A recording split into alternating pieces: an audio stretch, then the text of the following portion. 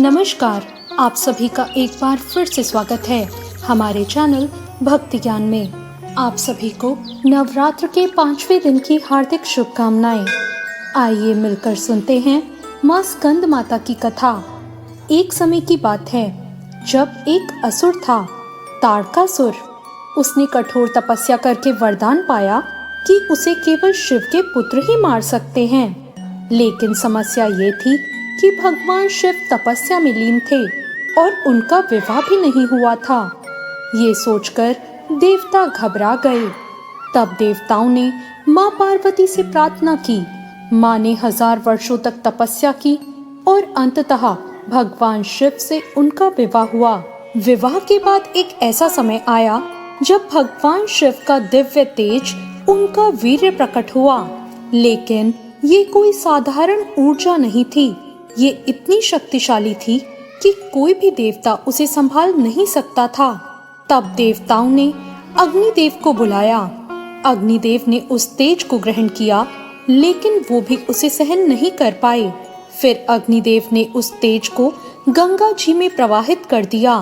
गंगा जी भी उस तेज को अधिक समय तक नहीं संभाल सकी, तो उन्होंने सरकंडों के जंगल में उसे छोड़ दिया। वहीं उस दिव्य ऊर्जा से जन्म हुआ एक बालक का। उस बालक को 6 कृतिका यानी नक्षत्र देवियों ने पाला, इसलिए उसका नाम कार्तिकेय पड़ा। क्योंकि उसने 6 माताओं का दूध पिया, इसलिए उनके 6 मुख भी माने जाते हैं और उन्हें षडानन कहते हैं। स्कंद का अर्थ होता है प्रवाहित हुआ हुआ, क्योंकि वो शिव का तेज अग्नि और गंगा में और फिर धरती पे प्रवाहित हुआ, इसलिए उनका नाम पड़ा स्कंद। जब पार्वती माँ ने उस पुत्र को अपनी गोद में लिया और उसे अपना पुत्र स्वीकार किया, तब वे कहलाई स्कंद माता, यानी स्कंद की माता। जब माँ पार्वती अपने पुत्र स्कंद को गोद में लेकर बैठती हैं, तो वो स्कंद माता कहलाती हैं।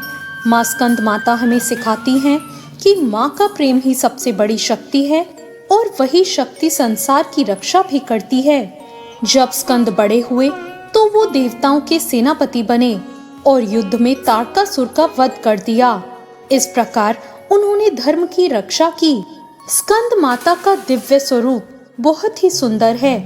उनकी 4 भुजाएं हैं। उनके 2 हाथों में कमल पुष्प है, एक हाथ में बालक स्कंद यानी कार्तिकेय भगवान है और एक हाथ वर मुद्रा में है।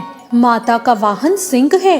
वो कमल के आसन पर बैठती हैं, इसलिए उन्हें पद्मासना देवी भी कहते हैं। माता शांत और मातृत्व से भरी हुई हैं। उनकी गोद में बाल स्कंद हैं और उनकी आभा दिव्य है। माँ को केले का भोग लगाना बहुत अच्छा माना जाता है, क्योंकि ये सरलता और पवित्रता का प्रतीक है। माँ को फल, खीर और मिठाई का भोग भी लगाया जाता है। माँ को कमल का फूल, गेंदे का फूल और सफेद फूल चढ़ाना शुभ माना जाता है। माँ की पूजा के लिए स्नान करके स्वच्छ वस्त्र पहने, माँ की चित्र और प्रतिमा को स्थापित करें, फिर गंगा जल से उसे शुद्ध कर लें, दीपक जलाएं, फूल और भोग अर्पित करें, माँ के मंत्र का जाप करें और आखिर में आरती करें। माँ का बीज मंत्र है ओम देवी स्कंद माताए नमः।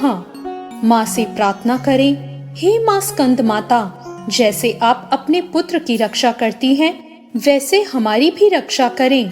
ये देवी विशुद्ध चक्र से जुड़ी हैं, यानी शुद्धता, अभिव्यक्ति और शक्ति। नवरात्रों में माता पिता की सेवा करनी चाहिए, बच्चों को प्यार और सम्मान देना चाहिए, जरूरतमंदों को भोजन देना और सरल जीवन को अपनाना चाहिए। दोस्तों, हमें सच्चा मन रखना चाहिए, अहंकार छोड़ना चाहिए, अपने परिवार का सम्मान करना चाहिए और अपनी माँ के रूप में ही देवी को देखना चाहिए। इस तरह देवी माँ प्रसन्न होती हैं।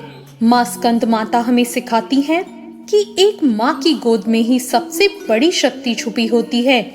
तो ये थी आज की कथा और जानकारी। आपको ये कथा कैसी लगी, कमेंट करके जरूर बताएं। वीडियो अच्छी लगी हो तो लाइक जरूर करें, शेयर करें और अभी तक मेरे चैनल को सब्सक्राइब ना किया हो तो सब्सक्राइब जरूर करें। धन्यवाद।